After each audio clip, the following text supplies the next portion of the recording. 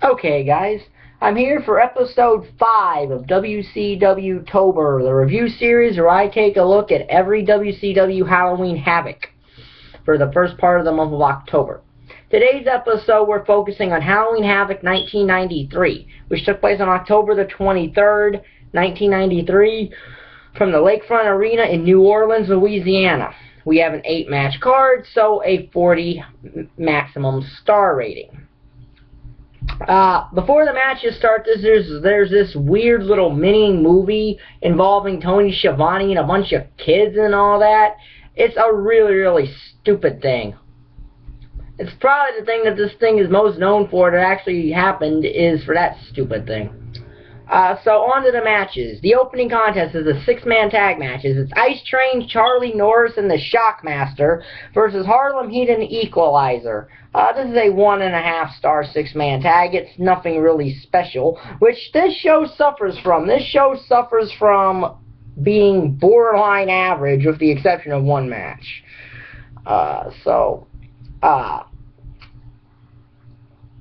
So yeah, this is a 1.5 star match. The team of the Shockmaster, Ice Train, and Charlie Norris win when Shockmaster does some bear hug slam thing and gets the win for the team.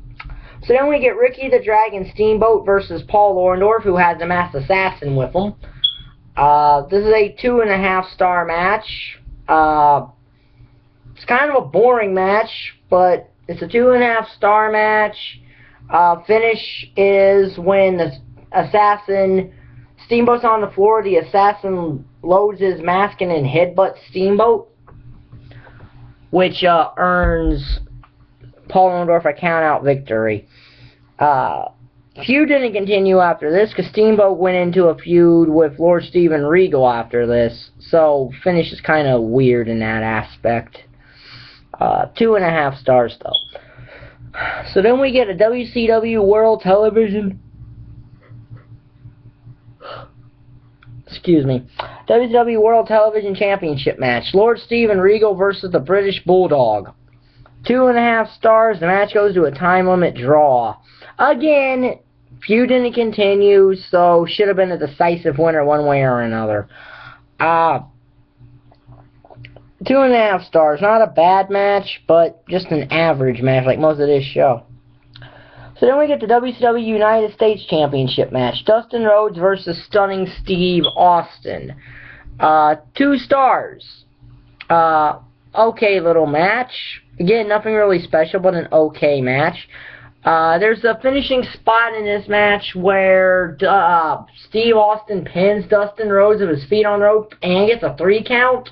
But the match continues, and then Dustin scores a roll-up and wins the match with a 3 count.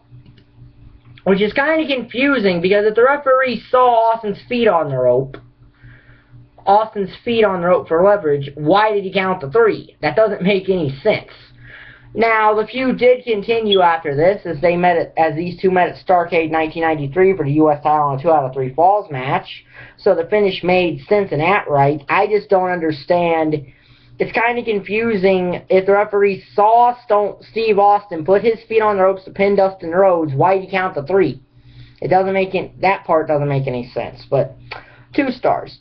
So then we get the WCW World Tag Team Championship match. Scorpio and Marcus Bagwell versus the Nasty Boys. A 2.5 star tag match is a traditional tag match formula. Bagwell and Scorpio had won the tag team titles on the Saturday night that aired the day before this. So they're coming in kayfabe champions for one day.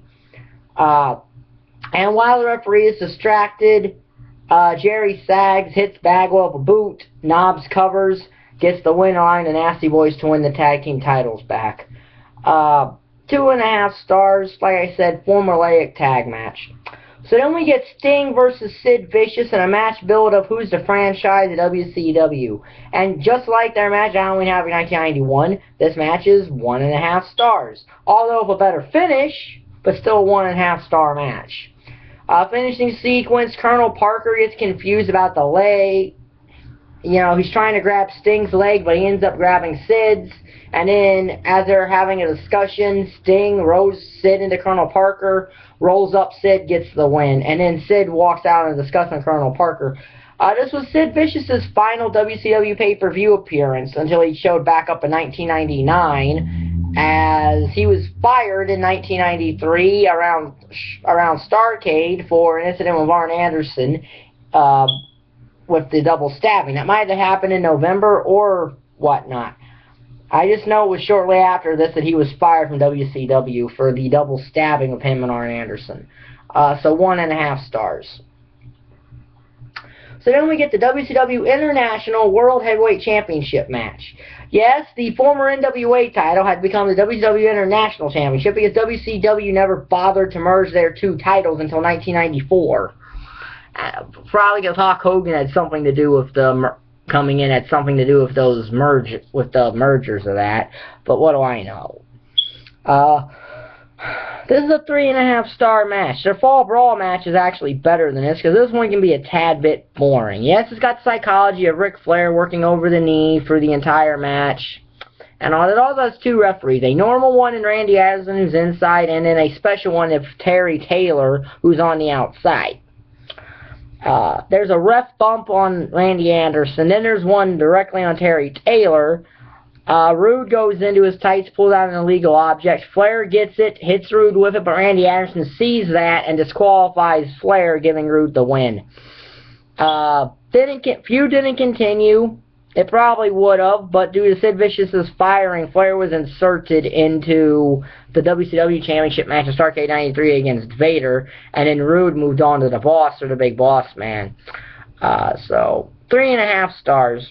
Best match on this show, actually. The only thing that saves it from pure mediocrity and averageness. And it still just barely misses being an exact average show. So our main event is a Texas Death Match. The result of Spin the Wheel, Make the Deal, a Texas Death Match. Cactus Jack versus Vader. And again, Cactus Jack is in a match where he's facing the WCW World Champion, but the title is not on the line. This happened at Beach Blast 92. Cactus Jack fought Sting and the title wasn't on the line. Now, I get that they explained in the storyline that the title wasn't important to Cactus Jack, but what better way to get revenge on Vader for what he put Cactus Jack through in 93 than to take the WCW title off of him? That kind of is weird. This is a 2.5 star match. Finishing sequence, you know, Jack gets a pin on Vader, or Vader pins Jack, or something. And then as Cactus Jack is getting up, Vader's already up, and Harley Race uses a taser on Cactus Jack's knee, which sends him down, and that gets Vader the win. 2.5 star match, like I said. There's not a lot of stuff that happens on this show. 93 through 95 is not the best year for professional wrestling in general, although WCW is probably better in 93 than WWE was. But out of 40 total stars, this show gets an 18.5, which makes it a C-, but a very high C-.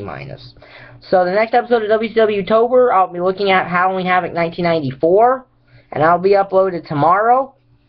If you like the video, this will be in the WCWtober playlist. If you like the video, like button is down there, subscribe button is down there, and thank you for watching. Bye.